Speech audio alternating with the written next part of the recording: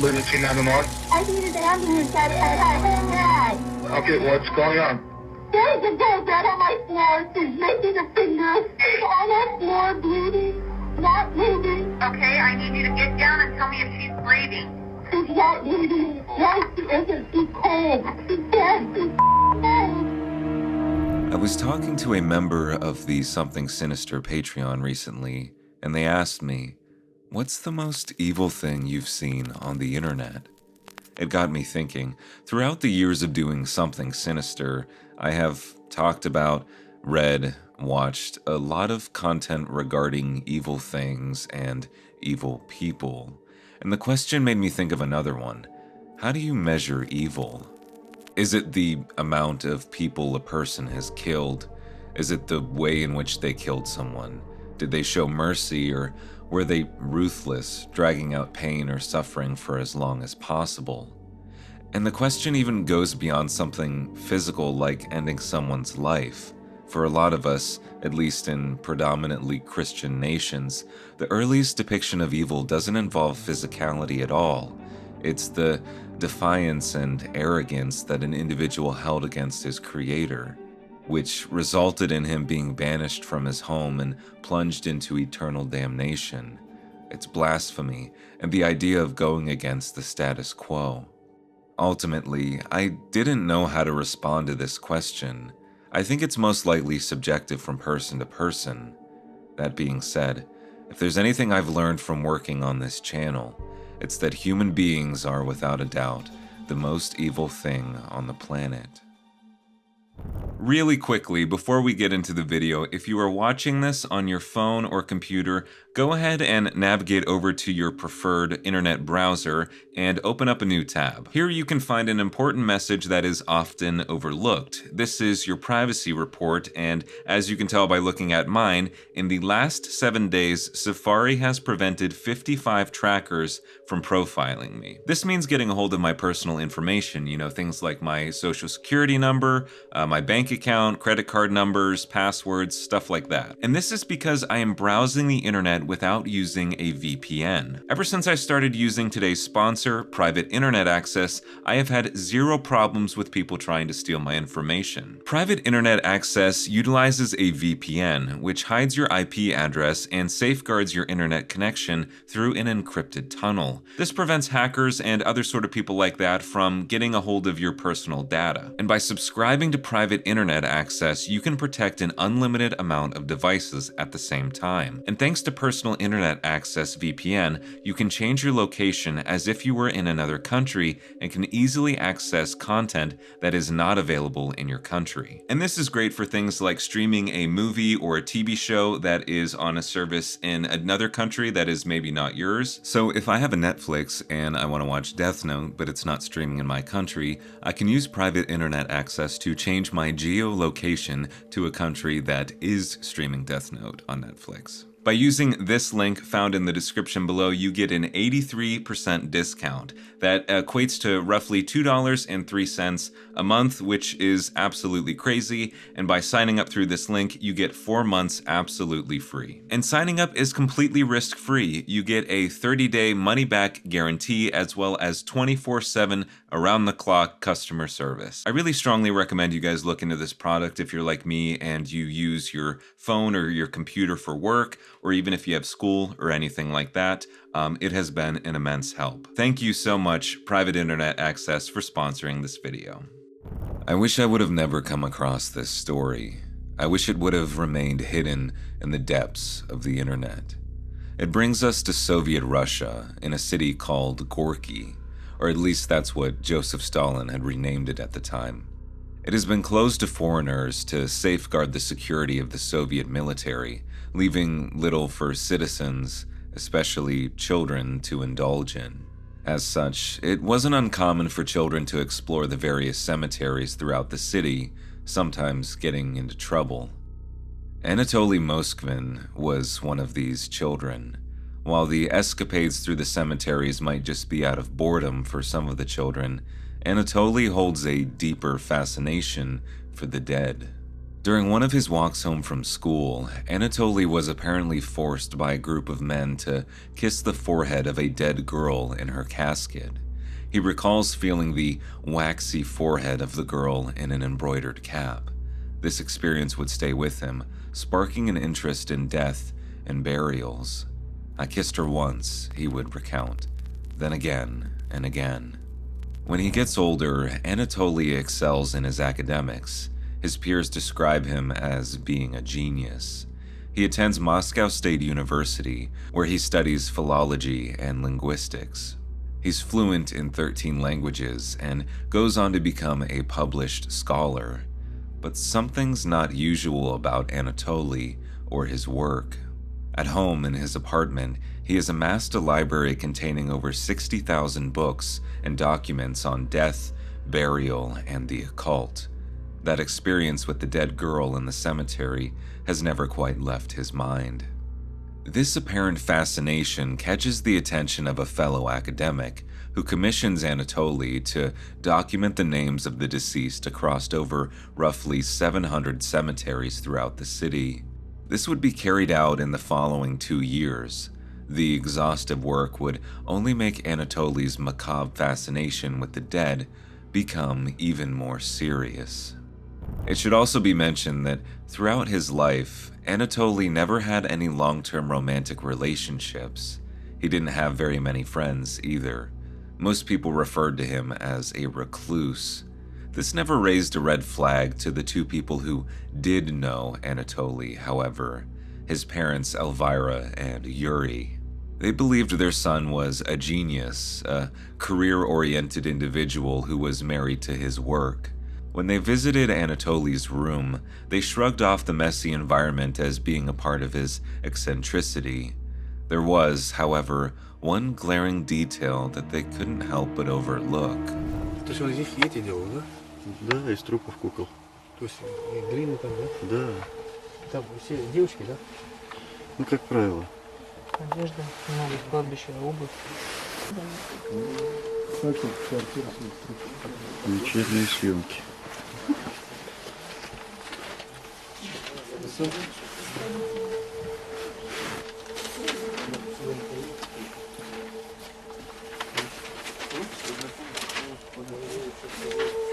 Anatoly's room was home to a small collection of large dolls. They would usually be dressed in children's clothing, with one of them even done up to look like a teddy bear. His parents would ultimately rule this out as being one of his unique quirks, but something they had a more difficult time excusing was the putrid smell emitting from the room. Unbeknownst to them, these discoveries were just the tip of a dark and depraved iceberg. Throughout his academic studies, Anatoly obsessed over different burial rituals from around the world. He was specifically interested in Druid practices and found that they would sometimes sleep on the graves of their dead in order to communicate with them. This was a ritual that Anatoly would perform during his time exploring the 700 cemeteries across his city. The purpose of the ritual was to determine whether the deceased individual was a spirit or a demon. During nightfall, Anatoly would sleep on top of a grave where he would experience contact with the spirit. Should he and the spirit get along, he would then bring the deceased body back home with him. This was the start of a bad habit, which resulted in over 150 dead girls' graves being desecrated by Anatoly. 29 of these girls would end up mummified and dressed in his apartment.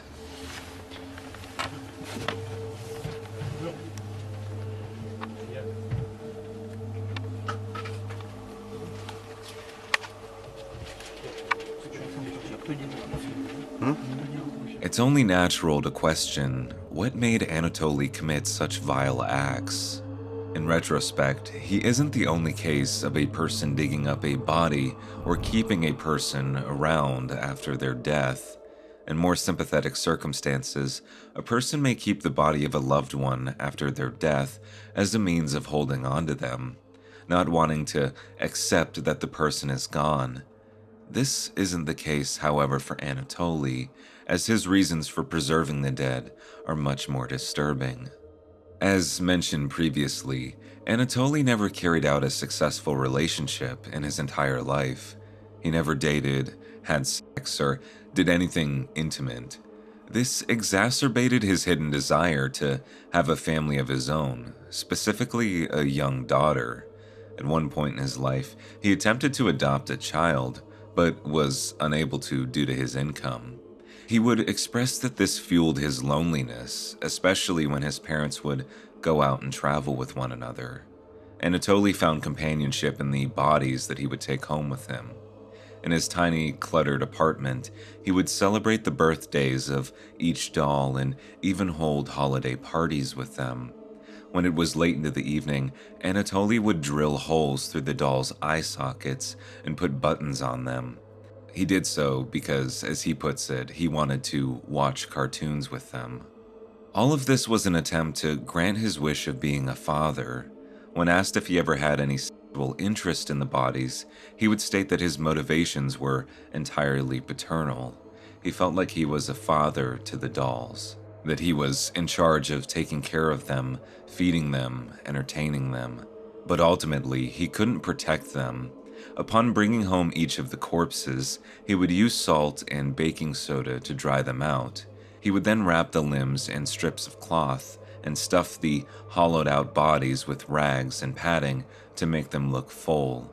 He would use wax masks as a means of preserving what semblance of a face he could.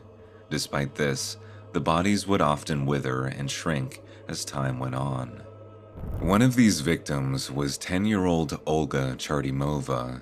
This photograph of her was taken just 2 months before she went missing. It's a stark contrast to how investigators found her. In 2002, Olga was walking to her grandmother's house, but she would never arrive. Fearing something happened to her, Olga's family contacted the police. They traced her back to a drug addict who had tried to steal Olga's earrings. When she tried to escape, the addict killed her with a metal bar. It would be some time before her body was recovered and given a proper burial. Unfortunately, this is not where Olga's horrific story ends. Her grave would be visited by Anatoly, who took a liking to her spirit and took her corpse to his home. He would then mummify her and add her to his growing collection of dolls. It wouldn't be until 2009 when families from around the city began noticing that graves were being desecrated. This would result in an investigation that would ultimately lead to Anatoly's arrest. He was caught painting over Muslim gravestones in one of the cemeteries. From here, police searched his home and recorded the following horrific footage. In the video, you can see a number of life-size dolls, including Olga, who disturbingly looks nothing like the little girl she was when she was alive. After his arrest, Anatoly would be put under psychiatric treatment, which revealed that he was suffering from undiagnosed schizophrenia.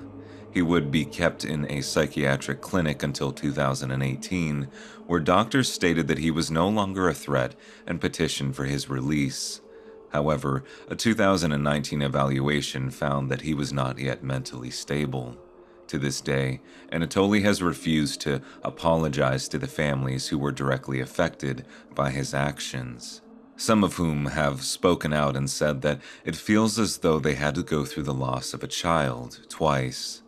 Anatoly's parents, Elvira and Yuri, have said that they feel responsible for unknowingly allowing their son to commit such vile acts, and that this will haunt them the rest of their lives.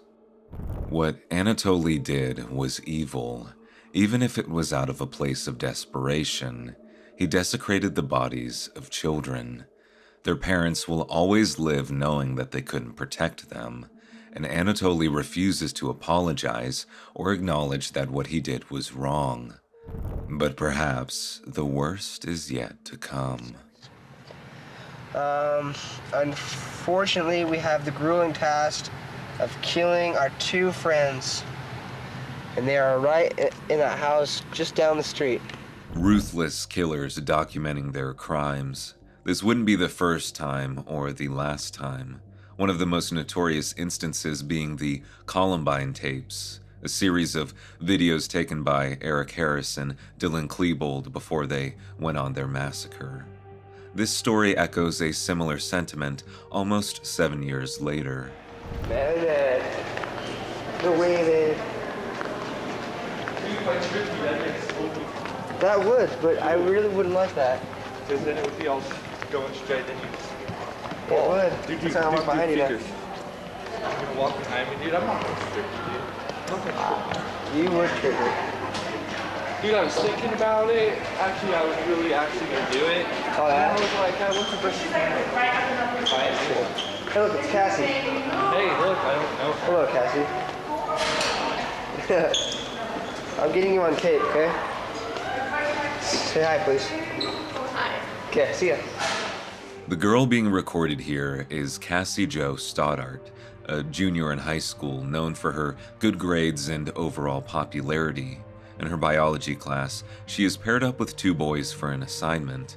From here, the 3 develop a friendship with one another, a friendship that wouldn't last long. In September of 2006, Cassie and her boyfriend at the time, Matt, were asked to go over to her aunt's house to look after some pets. 2 days later, the following call was made to the police station. Lunacy 911. I need an ambulance outside our home now. Okay, what's going on? There's a girl dead on my floor. She's missing a finger. On our floor, bleeding, not moving. Okay, I need you to get down and tell me if she's breathing. She's not moving. Why she isn't? She's cold. She's dead. She's dead. Police arrived shortly after this call. Cassie is declared dead. She has been stabbed numerous times. It doesn't take long for investigators to notice that there's no power to the house. In the basement, they find that the fuse box has been tampered with. Cassie's boyfriend, Matt, is immediately brought in for questioning, where he reveals that his parents had picked him up a little after 11 p.m. that night. Despite the house losing electricity, Cassie opted to stay behind in order to watch over the pets. It's at this point where Matt shares some interesting information. He and Cassie weren't the only 2 people in the house that night. Fellow biology classmates Brian Draper and Tori Adamsick had stopped by to watch a movie that night before leaving. They would return later on. When arriving at the house for a second time, the 2 found Cassie alone. Brian had a dagger and Tori had a hunting knife, both of which were purchased from a local pawn shop. Brian reportedly slammed a closet door in order to scare Cassie, who, at this point, was lying down on the couch in the living room. The 2 then showed themselves before stabbing her a total of 33 times. I disappeared. Dude, I just killed Cassie. Oh, fuck. That felt like it wasn't even real. I mean, it went by so fast. Shut the fuck up. We gotta get our act straight. It's okay. Okay, let's buy movie tickets now. Okay. Come on, let's go buy No. The video footage taken just after the murder is chilling to listen to. Both of the boys are in a frantic state, still riding the high of their adrenaline rush. It wouldn't last long, however. After Cassie's boyfriend's testament, both Brian and Tori would be brought in for questioning. Brian was subjected to a polygraph test, but ultimately gave in, telling the detectives that he and Tori were in fact responsible for Cassie's death. He told them that they had purposely cut the power to the house in order to frighten her, and even adorned masks in order to scare her. He framed it like they were only joking and had never intended to actually kill her. Police would seize Brian's assets and find not only the weapons and masks spoken about by Brian, but also a slightly burnt videotape containing the footage Brian and Tori shot leading up to Cassie's death. This includes footage of the 2 in the library, making what they referred to as a death list. But the question remains, why did the 2 boys record all of this footage? Had they not considered that it might be used against them? It turns out that Brian and Tori were big fans of horror movies and were specifically inspired by the acts seen in Scream.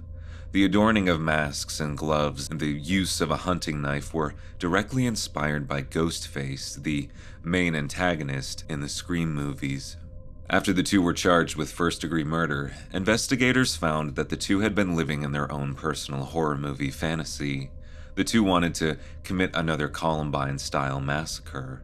The documentation of the process was to show that they had pulled off the ultimate crime. Brian has since stated that the two didn't know each other very well prior to committing the murder. It was that biology class assignment where they had really bonded for the first time. They would have intense conversations about life or what they wanted out of life, and both longed to be popular and liked. Since this wasn't the case, they would escape into movies, which, more often than not, came from Tori's collection. Brian claims that Tori got him into horror movies, specifically the aforementioned Scream franchise. The two began copying the identities of the Columbine shooters, mimicking the way that they dressed with trench coats and listening to the same kind of music Eric and Dylan listened to. In their conversations about life and death, they had brought up the possibility of taking someone's life. Brian says that they had skipped orientation and were hiding out in the bathroom at school when they had discussed the idea of mimicking the movie Scream. Tori asked Brian if he had ever thought about doing something like that in real life, to which Brian said that he had. In 2007, both boys were sentenced to life without parole. Brian has been outspoken about his involvement in the crime, stating that he would do anything to change the past. He talks about a common motivation held by many who commit acts of violence: the need to feel seen. Brian says that he always felt like a nobody, and that by doing something bad, he would become somebody. Unfortunately for him and Tori, they will both live out the rest of their days thinking about a life outside that they will never have. Of course, if we're talking about people filming their crimes, how could I not mention the following? Around 2009, rumors of a supposed video began circulating around the internet. Those who were unfortunate enough to see the video describe it as the worst depiction of evil ever recorded. The video is titled 3 Guys, 1 Hammer, and unlike some of the online legends mentioned throughout this video, this one does in fact exist. Sergei Yudzenko was only 48 years old when he died. He had recently been diagnosed with a cancerous tumor in his throat and would be forced to retire because of it.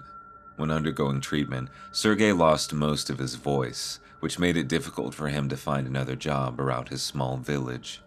Despite this, he found purpose in his 2 sons and 1 grandchild. On the morning of his disappearance, he had gone out to get gas for his motorcycle. He then began his trek towards his grandson's house, but he would never arrive. Concerned about his whereabouts, Sergei's family would begin looking for him, fearing that he might have gotten into an accident on his motorcycle. It wouldn't be until 4 days later when Sergei's bike was found by a remote wooden area. Upon further investigation, they found his deceased body in the woods. The exact details of Sergei's death would be made known to the public in late 2008. The video, titled 3 Guys, 1 Hammer, was leaked to an online shock site and then spread like wildfire. In the video, Sergei can be seen resting on his back in the wooded area. He is then struck repeatedly in the face with a hammer. A different attacker then takes a screwdriver and stabs it through Sergei's eye and abdomen, effectively ending his life. This video would be seen by many people all over the world, specifically teens who would share the video around their schools. The perpetrators of the crime would go on to be known as the Nepropovok's maniacs, and Sergei was only one of their victims. Viktor Sayenko and Igor Soproniuk were arrested and charged for the murders of at least 21 people during June and July of 2007. Sergei's murder remains the most known and talked about, given its explicit documentation and subsequent leak to the internet. There are, however, a number of people stating that Sergei is not the victim seen in 3 Guys, 1 Hammer, but instead, the victim is Alexei Kovbasa. Alexei was returning home from a market in his village when he was attacked by Viktor and Igor. He was then murdered in the woods. The stories seem to get mixed up a lot due to very similar details. Sergei was riding a motorcycle while Alexei was riding a bicycle. These statements about a mixed identity apparently come from the language barrier between the Ukraine and English-speaking countries, who have all confused Sergei's death with Alexei's.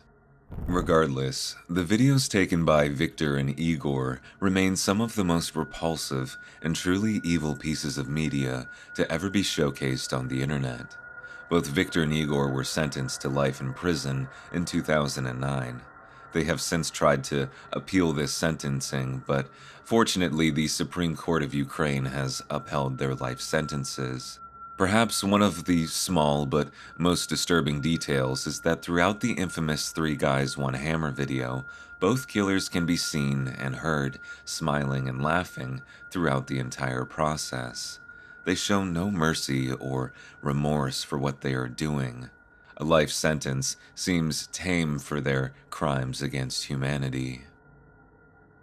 If you've made it this far into the video, please consider subscribing, as I make content like this all the time.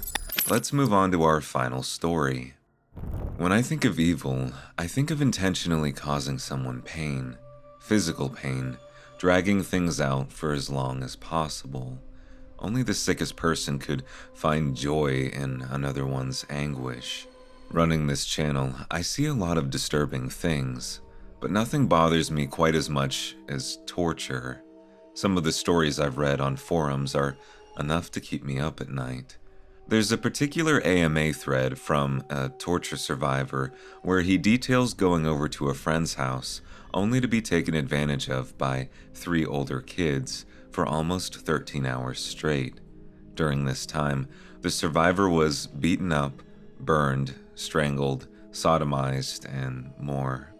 The internet has been kind enough to document and keep a record of a number of terrifying torture methods carried out by various people and organizations throughout history.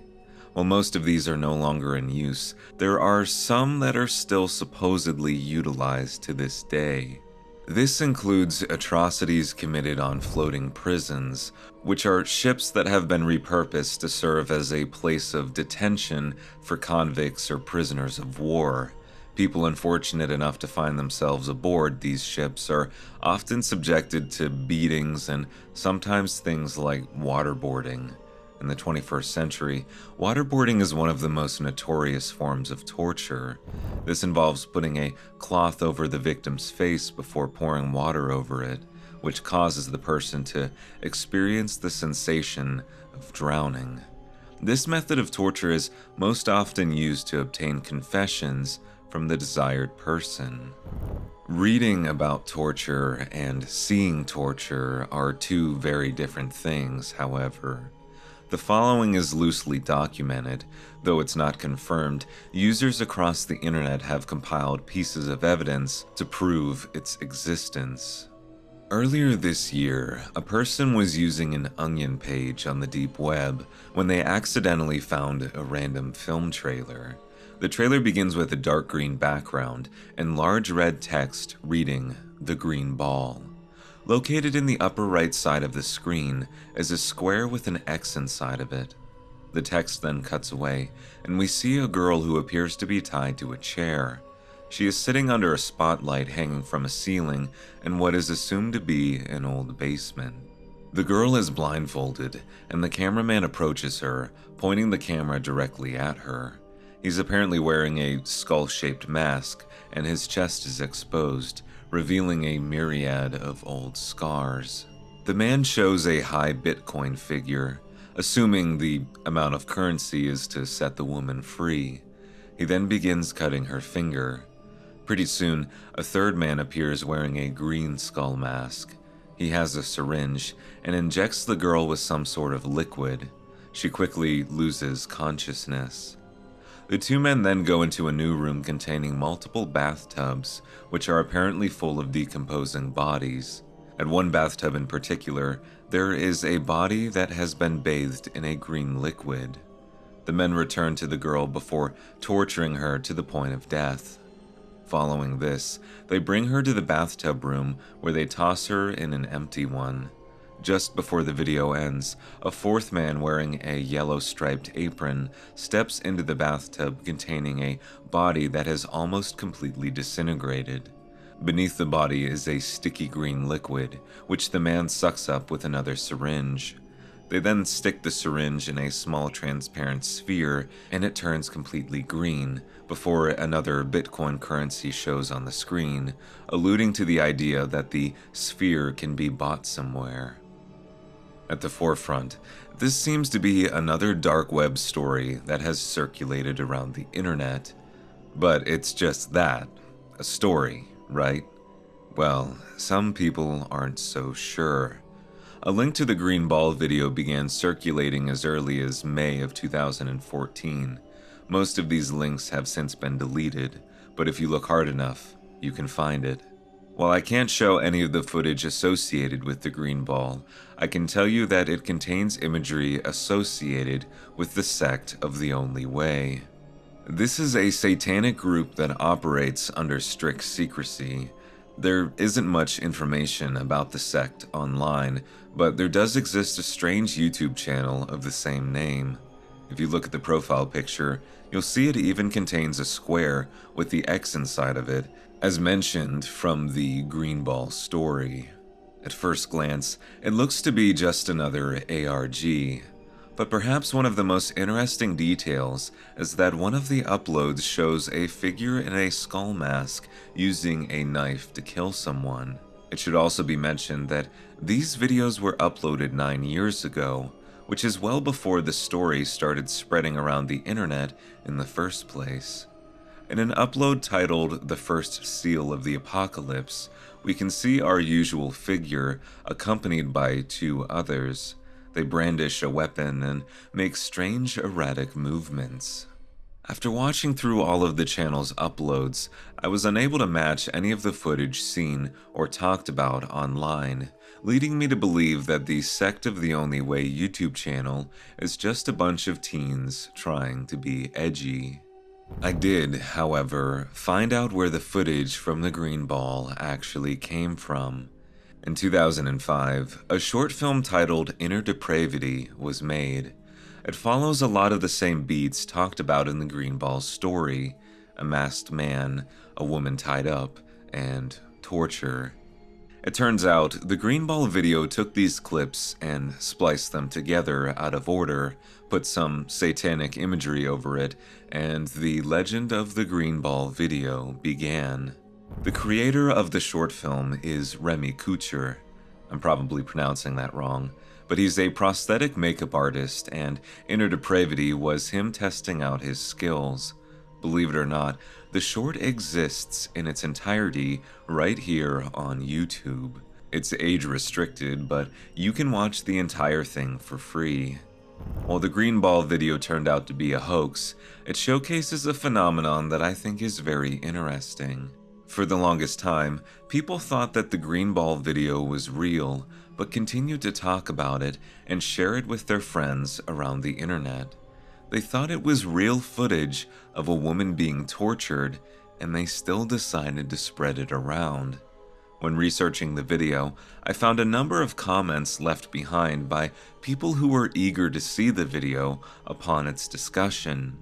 Perhaps it was just to see if the video was legit or actually existed, but I can't help but feel like there's something concerning about one's willingness to view such a deprived video, let alone share it around. Regardless, the internet is somewhat of a wasteland. Be careful where you go or what you click on. You may end up seeing something truly sinister.